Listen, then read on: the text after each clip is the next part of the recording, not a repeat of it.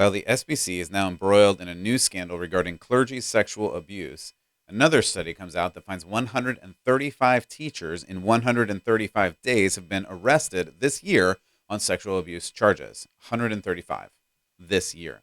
Meanwhile, Nancy Pelosi is denied communion because of her aggressive abortion stance. And finally, is monkeypox the new COVID?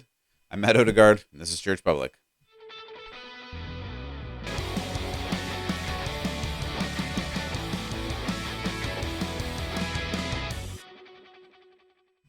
Welcome back to Church Public. I am Matt Odegaard, your host, and today, man, some Mondays I just look at all the news and I look at all the reports and go, I have no idea what to talk about because there's so many things that I want to talk about, and I really have all kinds of thoughts and ideas, and there's just too many things. And I might not even get everything today.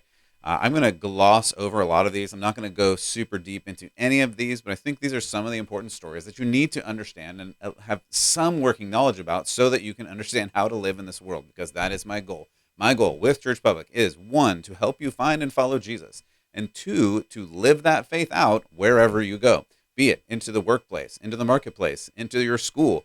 Wherever you go, you need to identify as a Jesus follower and live that out. And more, it's just becoming problematic because this world doesn't want to hear from you. They don't want to hear from you in legislation. They don't want to hear from you in school. They don't want to hear from you in like food, right? Coca-Cola. All these different food places, Oreos, that now you have to be woke to consume or something. I don't know. It doesn't even make any sense anymore. But we have to talk about these things because it doesn't even make sense anymore. And we still have to live in this world. And so I just want to help. I want to do what I can to help. So if you haven't already, like and share and subscribe. If you like this, if this is helpful to you because you go, oh, I didn't know that, share it with someone who you're like, oh man, they really need to know about this too. It's not about me. This is about understanding what in the world is going on in this world and how do we address it from a Christian perspective. So that's what I want to do. That's what I want to help you do. For more resources, go to churchpublic.com and send me any messages you want to on social media or otherwise. I'm posting additional stories as I find them interesting or appropriate there. So thanks again for being part of this community. As we are growing, we're just trying to figure out how to live in this world and not be of it. So first, the thing I don't think I included this in my intro, but the thing that I first want to introduce, remind us of, because you're probably not thinking about this already, because we're in May. If you're watching this, I don't know where you are in time, but if you're watching this near to when I'm doing this, we're in May. And as some of you know, the month after May is June. And as some of you know, June is Pride Month. But before we even get to June, Disney, who apparently is never to be outdone in their new quest to, I don't know what to tell you, make everything gay, I guess. So now Disney has a new Pride collection. So you can go to Disney and you can look at their Pride collection because that's what we need. We need a Disney Pride collection. It says, quote, the Walt Disney Company will be donating all of our profits from the Disney Pride collection sales through June 30, 2022, again, June, Pride Month, to support LGBTQIA plus youth and families. Learn more at twdcpridecollection.com. So I went over to twdcpridecollection.com because I'm a glutton for punishment and I don't know, I'm trying to spare you. Anyway, so all kinds of merch that you can buy. This nice mug, if you're not watching, I'm showing you it is a belong, believe, be proud. Beautiful little mug there. And I mean, here's the deal. This is why we need to talk about these things. This is why these things make a difference, because Disney is saying that you must get along with this agenda in order to be part of the cultural community at large. That is why this makes a difference. It's not the olden days when it was just accept me as I am. I am different, and so, accept me, and this is who I am. No, this is not the world that we live in now. Now the world is, you must agree with everything that I do regardless. And this is where it crashes into the worldview of Christianity that doesn't say you get to do whatever you want, whenever you want, and everything is good to somebody. Christianity, following Jesus, says when you want to follow Jesus and live differently and follow God and include God in your world and make Jesus the Lord of your life, as we talk about it from a biblical perspective, you actually have to do that. You have to follow Jesus. You have to make Jesus the Lord of your life. Jesus is King, and you follow after him. And that means that you change your behavior based on who God is. You don't get to say, this is my behavior, deal with it. I've talked about that at length. I'm not going to go too much more into that. I just thought this was an interesting thing that came up. And a couple other pieces are we have the Pride collection in the regular Disney, then we have the Pixar Pride collection, we have the Marvel Pride collection, and of course the Star Wars Pride collection. And why? I just have questions, people. I have questions.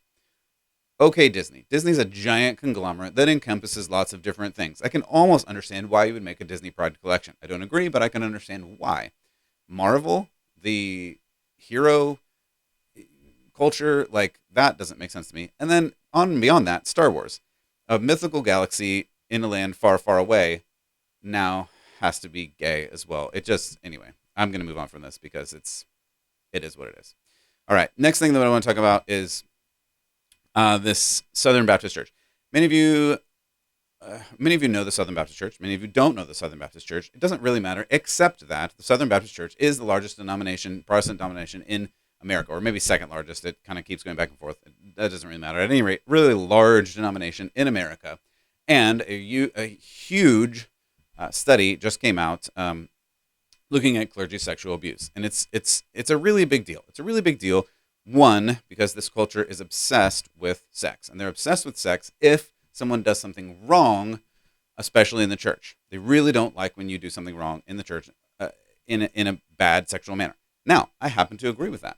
I think people who do things to other people in a bad manner and act inappropriately should be punished to the fullest extent of the law. I have no problem with that. In fact, I think some of the laws that we have are too lenient. In fact, I think that's a lot of what we're seeing across the country, is that people who do things really wrong are just let out of prison for no apparent reason other than district attorneys and other officials say, and justices and judges, which we've looked at in the past, they just say, well, you can be free because you should get a second chance. I also believe in second chances, but if you do something egregiously wrong according to the law and according to morality, you should be judged harshly on that, period.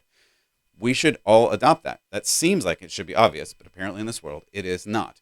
Now, I'm not going to get deep into the weeds of this because it really goes deep into the weeds. And I have spent time looking into it. And at the moment, I'm not ready to comment on all of the weeds that are involved in this whole article. There's a great article about it by Albert Mohler on World News Group. I would highly recommend that. To me, there is a less great article on Christianity Today by Russell Moore. The former, to me, seems to come to the issue with a contrite heart and acknowledge a need for change and healing. I love that. I love that approach. And from his history and his experience in the Southern Baptist Convention and what's going on, it seems like he is approaching it in a way that is appropriate. It's hard to tell because I don't know him personally, and that's fine. The latter, however, the article that I mentioned, seems to indict things like biblical marriage, complementarianism, which just means that men and women are different, and conservative politics as the cause of all things evil, which just rubs me the wrong way. And it seems like the author of the latter article just has a bone to pick with conservative Christianity. And that's troubling to me. So read both if you want. If you want more, there's a lot more out there. I wouldn't necessarily recommend going down that rabbit hole, but if you want to, you can. Here is the bottom line of what I would like to say about this right now. And I may say more, and I'm thinking about other responses if they're appropriate. Right now, what I think is that there are evil things in the world. There are evil things in the world, and in this report, there are evil things that are revealed. As I mentioned, these evil things should be punished to the fullest extent of the law, and perhaps more. I think that's important. I think that we do need to set guidelines. I think we need to set standards. I think we need to uphold the standards that we set. But we have to tread carefully among the narrative and complicated storylines that weave truth and lies together, which it seems like some of these are related with. And that's a problem. It's a problem for the witness of the church as we present this church, but it's a bigger problem in a denomination like this that represents such a huge amount of different churches. It's a problem because those churches get sucked into this, whether they want to or not, because it's such a huge story. And it's a huge story in terms of, it really goes even beyond these little Christian circles because I'm seeing it reported in some mainline news because, as I mentioned, the mainline news, the mainstream news really likes to report when the church makes bad things, does bad things, and church leaders do bad things. And I admit, as well they should. When church leaders do bad things, and it's confirmed, we should call them out. We should, again, prosecute them to the fullest extent of the law. I have no problem with that. But when these things are politicized to lean away from biblical Christianity, that I struggle with that. More to come on the story as it becomes more relevant, and we'll get to that as we can. But in a related story that I really am hearing not much about at all, that I think is actually way more egregious, if there is a level of that. They're both bad, but this one is to me very terrible. Fox News found 135 educators, teachers, aides, etc., who have been arrested this year on child sex related crimes. 135. And it was something like 135 out of 131 days, more than one per day in 41 states. So this is across most of America. This seems like a huge story. And the reason I bring it up is I'm not seeing it everywhere. This should be the story that really is everywhere. If we care about our kids, if we care about educating our kids, which both sides seem to say, whether they come to the right conclusion or not is another story, but they both say we really, really need to pay attention to who and how we are educating our children. And I think that is very, very important. And if there are so many people who are, I don't know what to say, attacking our children in this way, this seems like an extraordinary number. Who is investigating this? Is the Department of Education investigating this? Are other news agencies investigating this? Why is Fox News the only one apparently that's investigating this?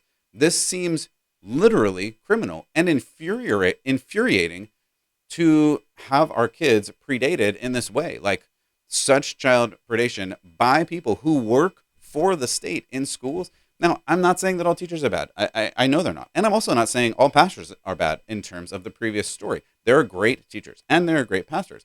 But we're unfortunately dealing with people who have problems. And in this latter story where so many teachers are arrested just this year, this seems to be an enormous problem, and I haven't heard much about it at all. And that, I think, really is one of the bigger problems here. We are constantly told, and I've talked about a lot, that indoctrination of radical sexual ideology does not occur in schools in America, period. But at the same time, we're told that we need to teach radical sexual ideology to children, and it's really good when we do this. And now we have all of these educators who are arrested for crimes against children, and we wonder why, or we don't hear about it. This is a really big problem. And here's the bottom line. Here's the bottom line for you, because you and me sitting there thinking, what do I do with this? I would just say, pay attention. Don't let your children go into vulnerable situations. And I'm sure there will be more to come about the Southern Baptist Convention and about various teachers and curricula as they come out, and I will cover those as we need and as it's appropriate. There are plenty of good teachers out there. There are plenty of good pastors out there, but there are also plenty of bad ones, and so you need to pay attention. Just simple questions like, who is teaching your children? You should be able to tell in 30 seconds if you need to worry or not. I mean, that seems to be the case. At any rate, let's move on from this because, as I mentioned, there's just a lot that I want to cover today. Probably too much, but these are all the things that bounce around in my head as I read the news and try to figure out what in the world is going on in the world. So, to move back to California or national as we look at it, Nancy Pelosi has been barred from taking communion. The Archbishop of San Francisco has informed the Speaker of the House, Nancy Pelosi, she's a Democrat from California, that she is not to receive Holy Communion at Mass, the Catholic Church, because of her repeated support for abortion. The Archbishop said, quote, "In light of my responsibility as the Archbishop of San Francisco, I'm hereby notifying you," speaking to Nancy Pelosi, "that you are not to present yourself for Holy Communion, and, should you do so, you are not to be admitted to Holy Communion until such time as you publicly repudiate your advocacy for the legitimacy of abortion and confess and receive absolution for this grave sin in the sacrament of penance." And that is San Francisco Archbishop Salvatore Cordileone. I probably just said that all Italian-y like, but how do you not say a name like Cordileone in an Italian accent? Anyway, so he said this Friday in a letter to Pelosi. I posted this. I just think this is fantastic. The Archbishop said his announcement went in concert with Pope Francis, who said, quote, "in keeping with his predecessors, has likewise been quite clear." Sorry, I said that wrong. That's not Pope Francis saying this. This is the Archbishop saying this. "In keeping with Pope Francis's predecessors, he has likewise been clear and emphatic in teaching the dignity of human life in the womb." He went on to say, "The fundamental moral truth has consequences for Catholics and how they live their lives, especially those entrusted with promoting and protecting the public good of society. Pope John Paul II was quite consistent in upholding this constant teaching of the Church and frequently reminded us that those who are directly involved in lawmaking bodies have a grave and clear obligation to oppose any law that attacks human life. I think that is such a great statement and so well said. Here are some points that I have as I think about this. The church has held this view from the very beginning. I don't think I even mentioned the other day that I've been doing some studying on the early church, and there is a document called the Didache that is not in the Bible, but is something like an ancient worship service and some writings about how to do worship.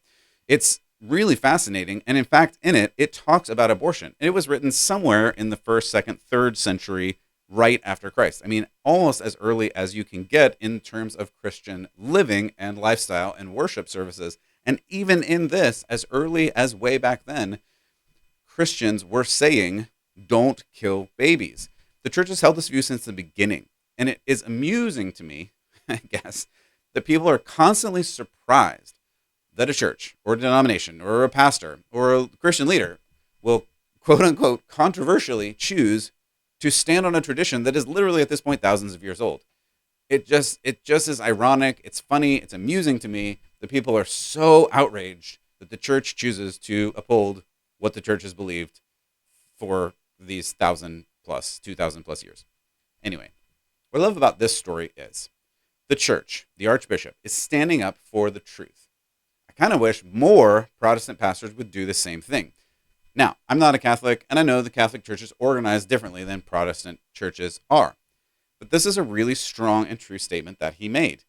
If you don't follow the teachings of Jesus, you are not a follower of Jesus. I'm not saying whether you're saved or not, that's between you and God, but if you say you're a Christian, even if you say you're a Catholic, you have to do Christianly things. You have to follow Jesus. I posted this the other day on social media. It's really easy to follow Jesus. You just have to follow Jesus. I don't know how to say it more simply than that. We know what Jesus said. It's in the Bible. It's right here next to me. Maybe you read yours this morning. It's in there. You just read it, and then you do what he says. Now, it's not necessarily simple in actually doing it, because doing it is difficult. Sure. But it's not hard to understand. It's not hard to find what Jesus actually said and what we're supposed to do. So if you're not following the teaching of Jesus, you're not following Jesus. This should be so obvious, but we just live in a backwards world where people invent their own Christianity and then say, this is what I'm doing. But it should be such a simple statement. We have so much, it drives me crazy, so much progressive Christianity in America that it just has watered down what it really means to follow Jesus, and people daily make up their own God rather than daily laying down their own desires to follow the actual God. This is a great counterexample to that. This priest says, no, you cannot publicly advocate for and make laws to kill babies and then also claim to be a part of a body of believers that values human life made in the image of God. These things are actually mutually exclusive. And I love that this archbishop, this priest, calls that out and says, no, I'm sorry. You have to choose a lane. If you want to go live in the world, go live in the world, but at least be honest about that. If you want to follow Jesus and be a Christian or a good Catholic in this sense, you have to do that. Otherwise, you're just not. In this weird, pseudo-tolerant society where you just have to blindly agree with every little catchphrase that the society, the media, the politicians, the celebrities say, I love that this church, which also happens to be in California, by the way, this church leader says, no, we don't follow culture. We follow God. And the rest of us should take note of this and do more of it. The archbishop goes on to say, and I love this part, quote, in consequence of all this and all that has led up to it, it is my determined judgment that this resistance to pastoral counsel has gone on for too long, and there is nothing more that can be done at this point to help the speaker, referring to Pelosi, understand the seriousness of her evil and her advocacy for abortion is perpetrating and the scandal she is causing. He told the other priests, I therefore issued her the aforementioned notification that she is not to be admitted to Holy Communion, end quote.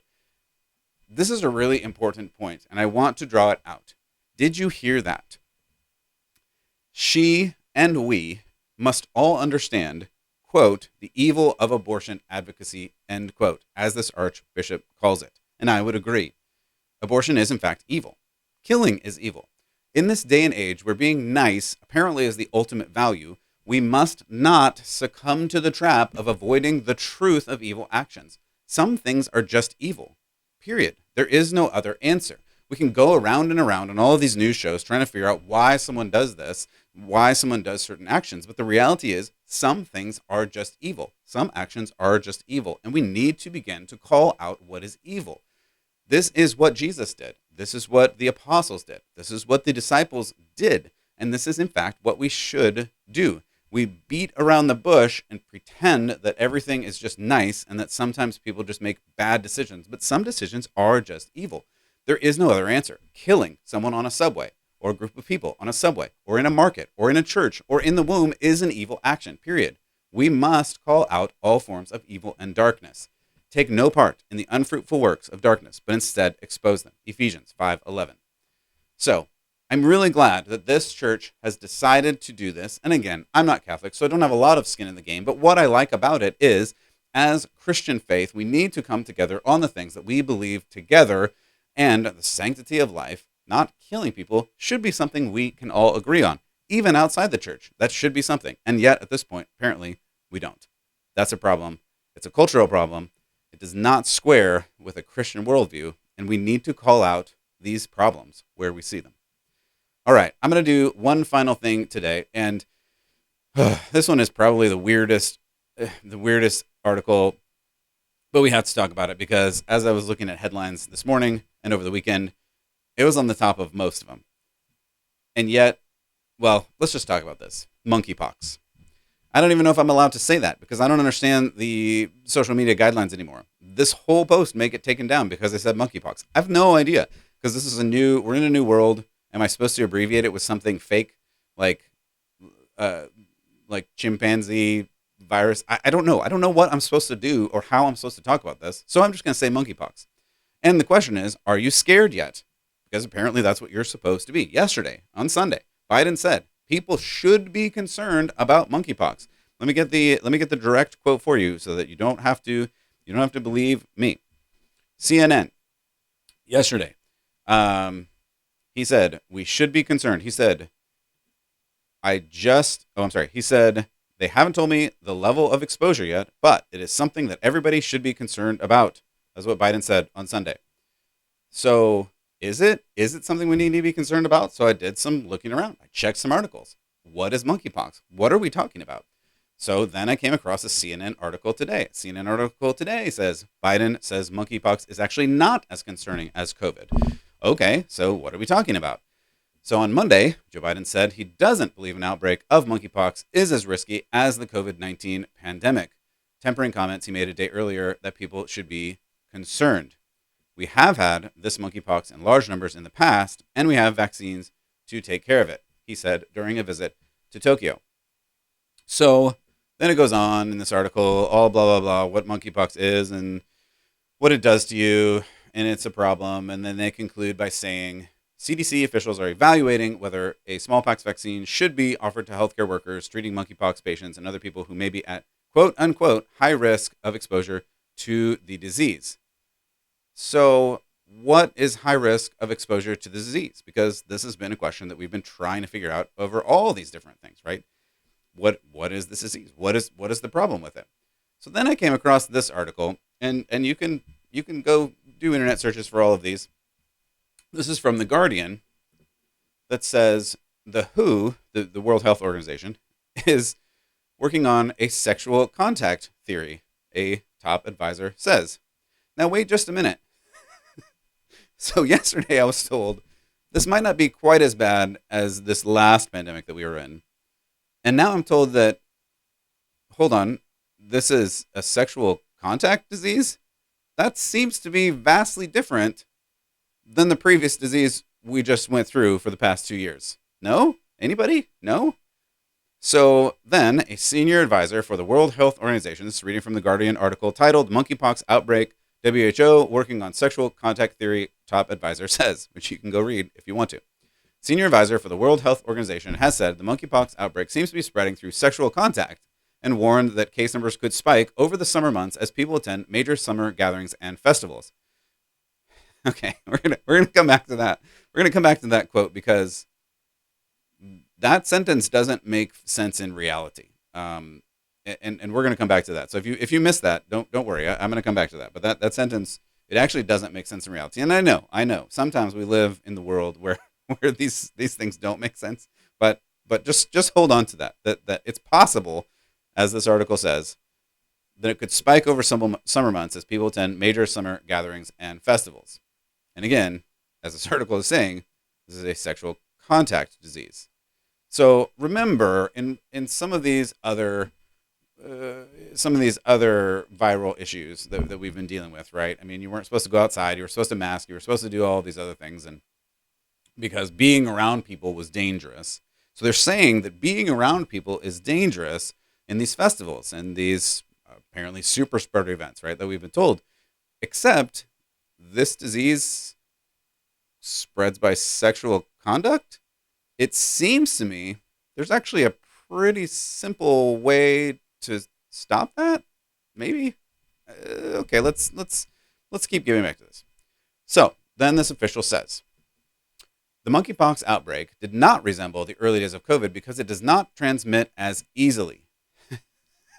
Sorry, I'm trying to keep my composure. But yeah, if what you're saying is what you're saying, and I believe I'm reading this correctly because I can read English, you're saying that this disease is spread as an STD, so it's not as easily transmissible as an airborne virus. Yeah. Okay. I just got to keep going because, and I don't want to. I'm telling you, I don't want to do these things. I don't want to read these things. I don't care about this. But because this is top line news on basically every page on the internet right now, apparently we have to talk about this because every outbreak is a world issue. Okay. So, this Guardian article continues on and says this virus does not spread easily between people, though transmission can occur, and I'm not even going to read the rest of this, but all I have to say there is STD. And that's it. That's all I'm going to say about the rest of that article. So then I came across this article, and gosh, I hate the world right now. No, I don't. I hate the world. That was an extreme statement. It just, people have lost their minds. And I feel like Mogatu saying, am I just taking crazy pills and no one else sees this? But hopefully, since you're listening, maybe you see some of this. So this is a real article from Newsweek that was just today about the monkeypox. And this article from Newsweek is monkeypox, quote, not a gay disease, end quote, the WHO says. That is the title of the article. I'm not making this up. This is real. It says, top line, a sexually transmitted disease expert at the World Health Organization who has stressed that monkeypox is, quote, not a gay disease after cases were identified in gay, bisexual, or other men who have sex with men. I'm reading straight from the article. The recent outbreak of monkeypox across the world continues to be investigated by scientists. It is unusual in that the cases are being identified with no apparent link to endemic areas where the viruses tend to be reported. It looks like there's about 92 cases across 12 countries. I'm not even going to read the rest of this. You can go read the rest of this article if you want to. I'm about out of energy for this news today. Here's the point. And we got to get back to that first line of the Guardian article. Don't attend major summer gatherings and festivals because it could be dangerous because you could get a disease that is only spread, apparently, by having sex with people. So actually, what you could say, and I know news doesn't work this way, but what you could say with 100% accuracy and 100% effectiveness is don't have sex with random people that are not your spouse. Period. I know, that's crazy talk. We can't suspend for 1 second the rights of people to have sex with other random people. But we can suspend life for all of the world for 2 years because some people are going to get, according to Bill Gates, flu-like symptoms. This is how topsy-turvy and upside down the world is. And this is why I bring stories like this. Because number one, apparently they're on every news page in the country and maybe beyond. And two, the priorities and the view of reality that they have is so upside down, it's just unbelievable. And we, get so lulled into, whether it's the fear culture, whether we just believe everything we read, whether we just want to believe everything we read. I don't know what exactly it is, but we have to be careful. We have to evaluate with common sense and biblical reality what is real and what is not. And some of these things are just not real. Again, the biblical worldview to live in a Christian way would be don't have sex with random people that aren't your spouse. It would avoid all of this monkeypox shenanigans. Period. I don't know what else to tell you. Like, I know some of you might not believe in God. Some of you might be angry at God. But the reality is, God loves you and wants the best for you. And what might feel like strict rules for life are actually God trying to say, hey, I do know what's best for you, and I want the best for you. And I want to protect you from the things of this world that are dangerous. And God wants you to follow after him, even when you want to do something that isn't good for you. This is who God is. God is love and wants to love you. And this culture says loving is just to let me do whatever I want to do, regardless of the outcome or the consequences to myself or other people. That's not loving. God is love and doesn't want you to do things that aren't good for you or other people. And that sometimes may feel a little bit constricting because that means saying this 2-letter phrase, no. And if there's anything in this world that we hate more, it's no. No one wants to be told no. But the reality is sometimes it's good for us to be told no. Sometimes it's good for us to tell ourselves no and to live in a place where we don't do everything we want to do on any kind of whim at any moment of any day. Instead, to worry less about what the culture thinks, worry less about what other people think, and instead do the right thing. So here's the Bible for the day that I want to end with. This is out of Matthew. This is Jesus' words in Matthew 6. Jesus says, do not worry about your life, what you will eat, what you will drink, nor about your body or what you will put on. Matthew 6:27. Can any one of you add a day or an hour to your life by worrying? And finally, verse 33, but seek first his kingdom and his righteousness, and all these things will be added to you as well. That's a great statement and a great encouragement from Jesus. We worry about a lot of things in this world, but the reality is we shouldn't and we don't need to because he cares, he knows who you are, he knows what you need, even more than you do, and he wants to give you this abundant life. Now, it might not be full of prosperity, it might not be full of all of the riches and glory that you want, but it will be abundant because there are other things going on in this world beyond the physical things. This is a world full of spiritual issues, spiritual battles, and we need to stand up and get ready for those issues because they're here and they're real, whether you want to acknowledge them or not. So remember, Jesus is king of all of this world and beyond. He is king of this world now, and even though it feels like it's spiraling out of control every moment, it really is not. This is the order that God has preordained, and we just have to figure out our place in it. Part of that is living in truth, living in grace, and sharing that with whomever God brings across your path. As always, I'm Matt Odegaard for ChurchPublic, and I hope that you keep the faith.